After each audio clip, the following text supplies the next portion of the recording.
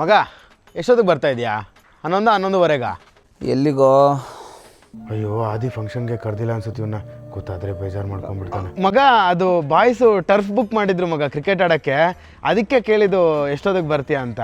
ಅಯ್ಯೋ ಆದಿದ್ದು ಫಂಕ್ಷನ್ ಇತ್ತು ತಾನೇ, ಇವ್ನು ಕ್ರಿಕೆಟ್ ಆಡೋಕೆ ಹೋಗ್ತಾವನೆ ಅಂದರೆ ಕರೆದಿಲ್ಲ ಅನ್ಸುತ್ತೆ. ಮಗ ಬರೋಕ್ಕಾಗಲ್ಲ ಮಗ, ನಾವು ಅಮ್ಮನ್ನ ಅವ್ರ ದೊಡ್ಡಮ್ಮ ಅವರ ಚಿಕ್ಕಪ್ಪನ ಮಗನ ಮನೆಗೆ ಕರ್ಕೊಂಡು ಹೋಗ್ಬೇಕಂತೆ.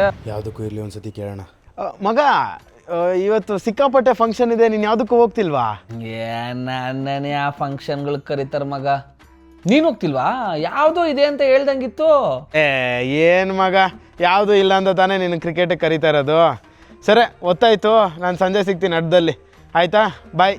ಅಯ್ಯೋ ಪಾಪ ಪಾಪ.